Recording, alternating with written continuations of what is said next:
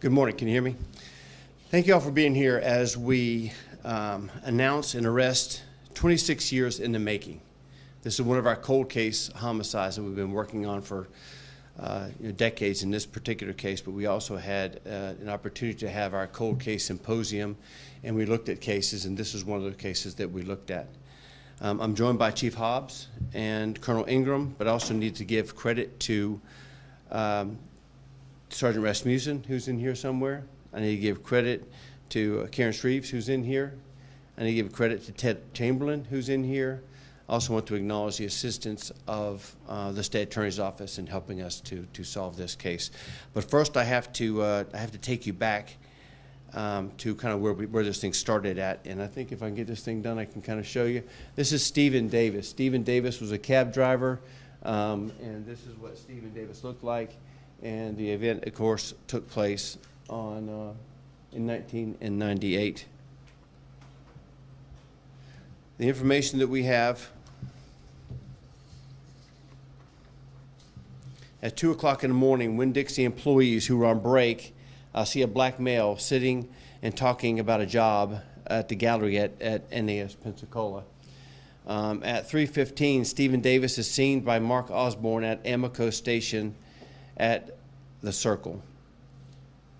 Picture number 2, which is what we see right here, a black male at 3:30 is seen by Pensacola Newsreel employees outside of Beals. If you can look on the very top corner up here, there's a male. Is this side of here again? Yes, male with wearing a red outfit, and that's one of the pictures that we had. So right now we have a suspect that's sitting outside. We have a couple of witnesses talking about him, and we also have this photo from old security footage that shows a male wearing a red shirt. At 3:45, the male sitting on a bench outside of Winn-Dixie waiting on a cab, and he tells Winn-Dixie employees that his girlfriend put him out and that he won't let him back in the house. At 3:59, per this receipt, Stephen Davis checks out of Winn-Dixie, and he goes back to his cab. So this is the timeline as we see it right now. Witnesses on the bench eating lunch outside of Winn-Dixie also noticed this. At 4:05, there are shots fired, and witnesses see Stephen Davis running towards Winn-Dixie, and he collapses next to a truck that is nearby. This is the taxi cab, Stephen's taxi cab. This is where the shooting took place. He gets out, and then he collapses looking for help, seeking help at a pickup truck that is nearby.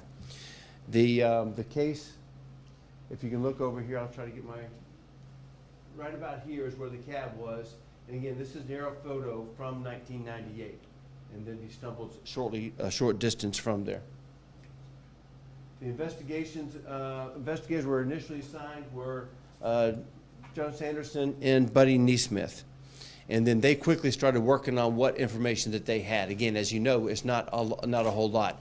They had some people that talked to an individual. They have some vague photos of an individual. And now they try to put together a flyer. And this is the flyer, the original flyer that we put out back in the Sheriff's Office put out back in 1998, showing the best description of the individual that was seen at the Bells, the individual that was talking to other witnesses outside and talking about his work at NAS.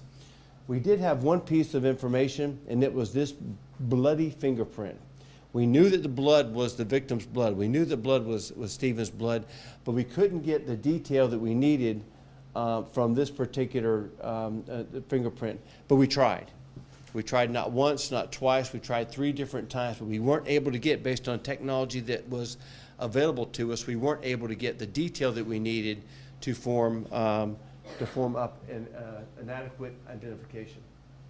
Ultimately, on the 3rd try, after years and years of trying, and based upon some recommendations of our cold case symposium, we tried one more time with some new training, but also new technology.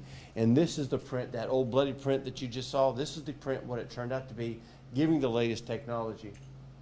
And that print put us to this individual right here. And this is the individual that is the person that we ended up arresting. This is the person we've identified as the person that killed that killed Stephen Davis. So that's where we are right now. He is right now incarcerated in state prison. He is going to be, he's not due to get out for several more years. We have contacted them and we have told him that, that Mr. Howard is not to get out and that we need him. His name is Donald Holmes, right? Donald Holmes.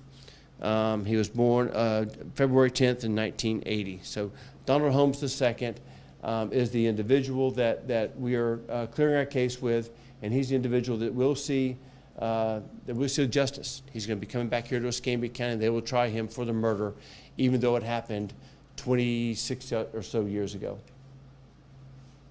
This is the original article from Pensacola News Journal that we had seen, and so I think it's fitting, since I've given you all the information that I can, I think that it is altogether fitting that we see this, because when I talked to the family, the young ladies that are over here, and their response really was that they wish that their mom would be able to be here during this day to see the individual that killed her son go to justice. And before I finish, I would like to give the last words to Miss June Wilburn.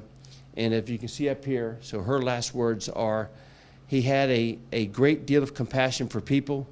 He was a great big bear of a person with a real kind heart. And so I'm not the only one speaking here. Stephen's mother speaking here as well, and I think it's altogether fitting that that's the case. Are there any questions? Covered it pretty good. I think that what's important to note here is that we take all of these cold cases very serious. We don't stop just because we've exhausted all the leads that we have at one particular time. We talk about these things. Colonel Ingram and his crew talk about these things probably every week, and we take a look at what new technology or new techniques. Sometimes it's technology, sometimes it's techniques. And as you can see, that we had that first bloody fingerprint that we knew that the killer had made that print, but we couldn't quite get the detail enough to where we can identify the individual. We had all this auxiliary information. We had a vague picture. We had a rendering of what he's going to look like. We had all this stuff, but we weren't able to quite identify who it was. And we worked and worked and worked for hours and years upon years. We had a number of different suspects. They scoured the area. There was a canine track. In fact, Chief Leiter, back when he was a canine officer, he was with the Pensacola Police Department. He was called to do the canine track, so he remembered the case very well. And I think that, again, this just goes to just the tenacity of the unit that we have that work these cases. So, and with that, I think that it is a good thing. It's not going to bring Stephen back, but I can tell you that I hope that it brings the family some comfort knowing that the individual that did it is now going to answer for those crimes. So if there's no questions, I will conclude the press conference. So thank you all very much.